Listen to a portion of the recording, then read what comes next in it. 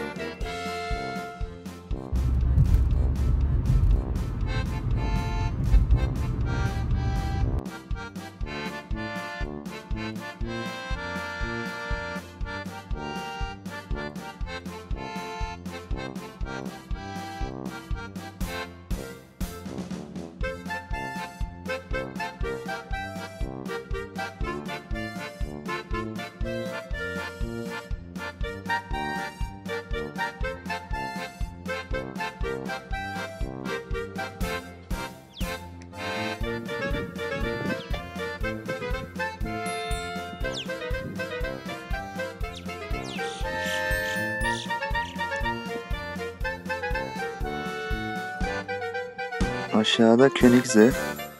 Bu botla gezi yaptığımız yer. Zaten botun bir tanesi de görünüyor şu an.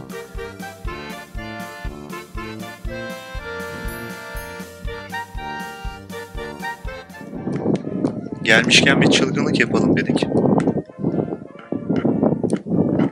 Königse aşağıda.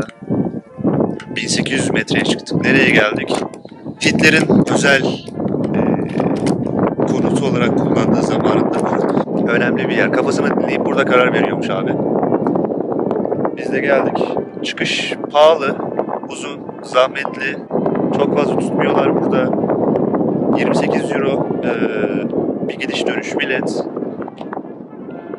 Sonrasında burada fazla kalamıyorsunuz. 2 saat falan kalmanızı tavsiye ediyor. En geç durabileceğiniz saat 4.30. 10 dakika önceden de aşağı iniş için hazırlanın diyorlar. Otobüse gelin diyorlar. Konsept uygunuz. Kartal yuvasına çıkarken kartalımızı giydik. Mekanın ismi Kelstein diye geçiyor. Ama dünya onu kartal yuvası olarak tanıyor. İngilizce Eagle's Nest. Şimdi ön tarafına geçeceğiz. Arka tarafından birkaç fotoğraf aldım. Birkaç görüntü aldım. Arka tarafından ön tarafına geçince oksijen çarptı beni ha. Oh mis. Buradan yamaç paraşütüyle atlasam ortalama 15 dakikada düşersin aşağı. Düşersin derken yani inme. Landing. You see? Kelstein House. Kelstein'daki ev. Özel bir firma işletiyormuş burayı. Restoran olarak işletiyor. Fiyatlara bakmadım zaten. Hiç bakmaya falan gerek yok. Burası Hitler Efendi'nin tüm o savaş, barış ne varsa her şeyin kararını aldığı yer.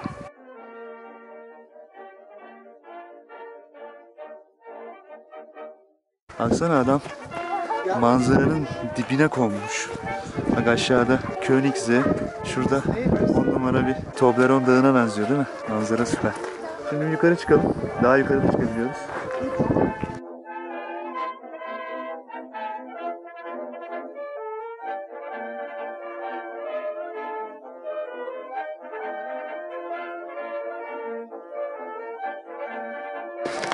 Alle Menschen gehen runter.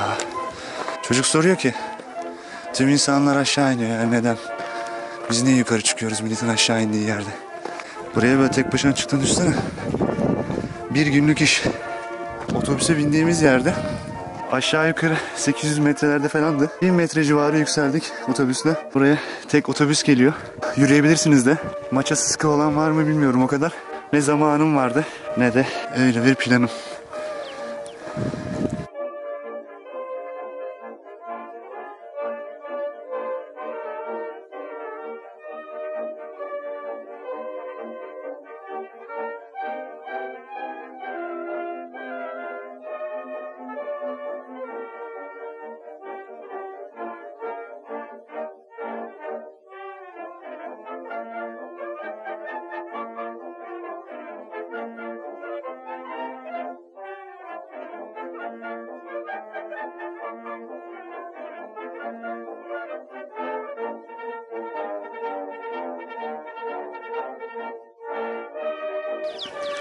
Şimdi yukarı doğru çıkalım.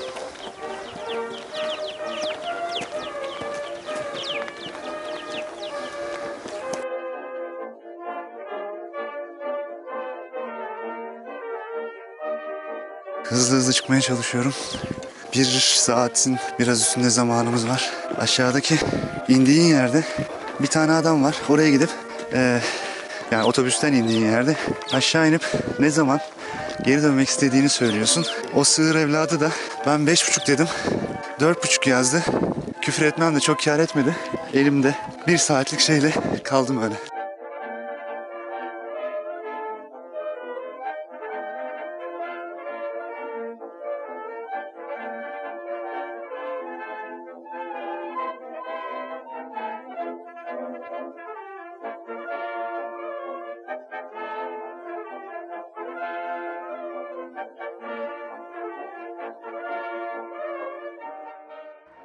Edelweiss, Avusturya Alplerinin önde gelen simgelerinden biri, halk arasında karın ağrısından solunum zorluğuna kadar birçok alanda şifa verici olarak kullanılmıştır.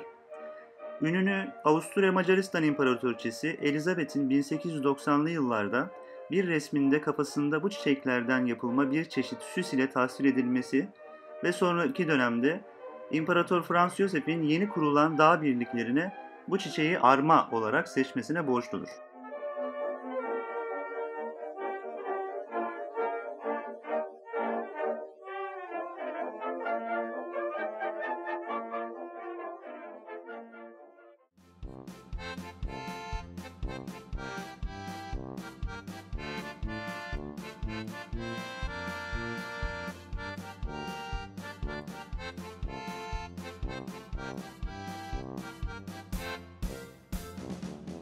Şuraya çıksam mı lan? Şarjım da bitti bitiyor. En güzel yerinde şarjım bitiyor.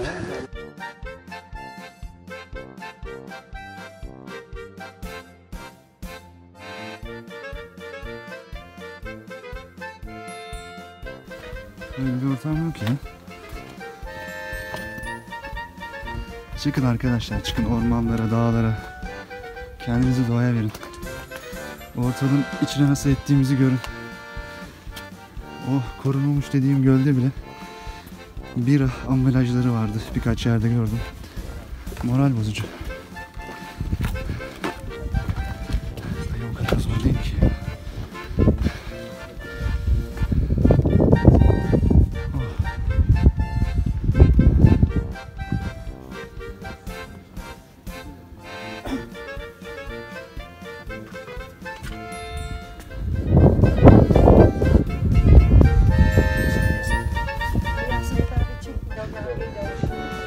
Çıkabileceğiniz en yüksek nokta burası.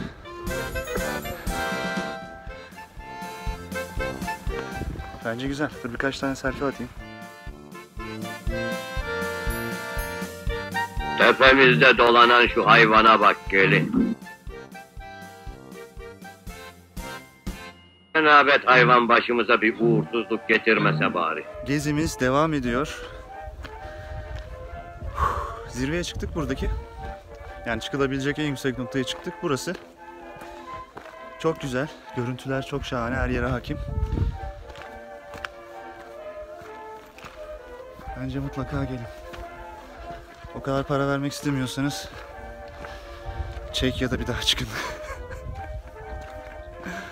Ben onu yapmayı düşünüyorum aslında artık. Ama işte buranın tarihi önemi var. Biliyor musun hani? Bir defa yapmalık bir şey bu. Ben bir daha buraya gelmem. Ne işim var? Königseg'e bir defa iş için gelmiştim. Bu da ikinci oldu yani kendi özel gezim. Arkasından işte aynı gün diğer tarafa geçtik. Königseg'den Berchtesgaden'a geçtik. Oradan da Kartal Yuvası'na geldik. Bir daha yapılmaz bunlar. Hayatta bir defa yapılacak şeyler. Tarihte önemi olan şeylerden biri olduğu için de bir parantez açmak istedim oraya kendim açımdan.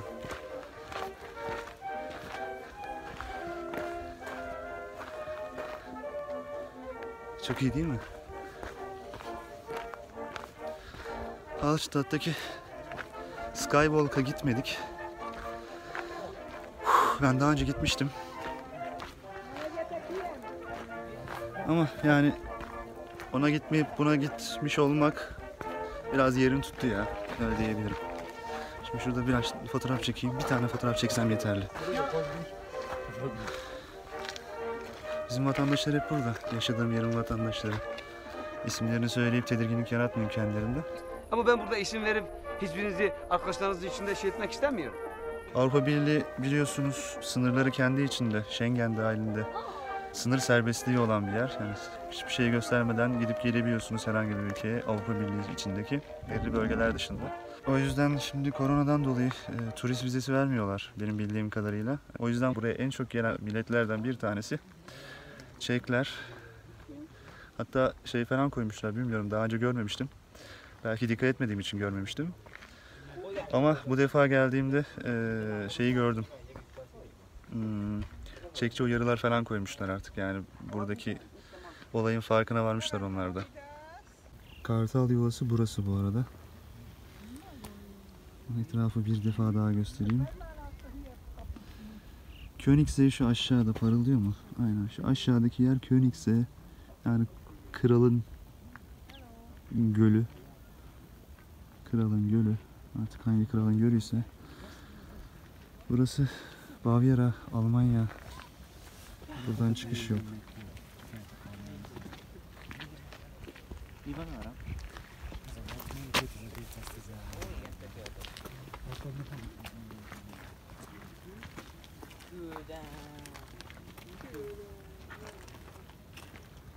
Ulan telefonda sanki daha iyi çekiyor ya.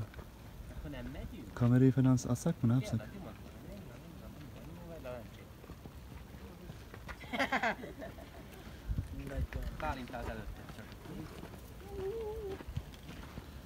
Evet, Kartal Yuvası şu an bir özel bir restoran, özel bir işletme tarafından idare ediliyor. Fiyatlar dediğim gibi dirseklidir büyük ihtimalle. Gitmedim, gitmem de. Tavsiye de etmiyorum. O kadar paranız varsa helikopterle gezin burada ya. Ha, saçmalıyorum hadi. Sıcaklık çarptı. Asansörümüz bu. İçerisinde fotoğraf ve video çekmek yasak olduğu için birazdan gelince, yukarıya çıkınca asansör kapıları açıldığında yani birkaç saniye kadar gösterme ihtimalim olacak. Bug'ını bulduğum sistemin yani. İçinde çekmek yasak, dışından bir şey diyemezler diye düşünüyorum. Derlerse de cıngar çıkarırım, pisleşirim. Şimdi 0'dan 124'e bir gösterge kullanmışlar burada. Normalde kat olması gereken yerde burada metre olarak hesaplamışlar. Yani aşağıdaki otoparka olan yükseklik, bu tepenin otoparka olan yüksekliği 124 metre. O şekilde bildirmişler. Orijinal bu arada asansör. İçi de aynalı, altın renkli, yaldızlı, varaklı, canlı bir sürü böyle güzel şaşalı süslemeyle dolu geliyor asansör. 120 dedi, 124 dedi, açılacak kapı. Evet.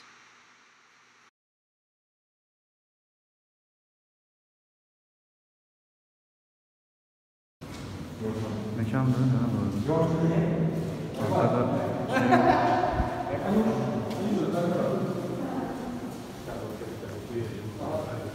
arkada asansör var.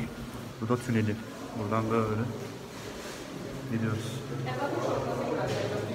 Toplamda 2-3 dakika falan sürdü gidişimiz. Şimdi otobüsümüzü bekleyeceğiz. 25 geçe. 4'ü 25 geçe otobüsüm var. Otobüsü bineceğiz, gideceğiz aşağı. Ondan sonra park yerinden arabamızı alacağız. Sonra Salzburg'a devam bir daha.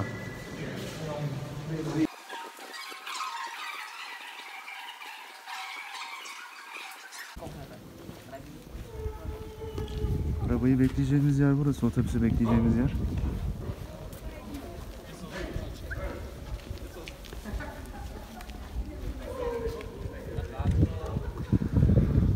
Şuraya çıktık ya, aslında çok da böyle biber bir iş yapmamış gibi bir halimiz var şu an. Kandırıldık mı lan acaba? Oraya 124 falan yazmışlar. Ulan bu Bavyeralılar var ya. Ama güzel, böyle manzaralı takılıyoruz.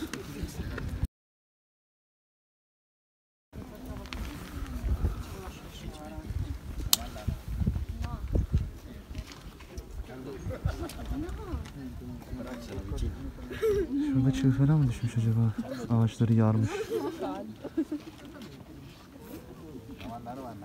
Zaten alplik bir yerdeyiz. Burası, şimdi sallamayayım, 30 milyon diye hatırlıyorum. 30 milyon yıl kadar önce. Yanlış söylüyorsam da altta düzeltirim. Böyle bir rahatlık var. Burası deniz tabanıymış. Şu arkamda gördüğünüz kayaların hepsi resif kayaları. Yukarıda da onunla ilgili bir bilgi vardı.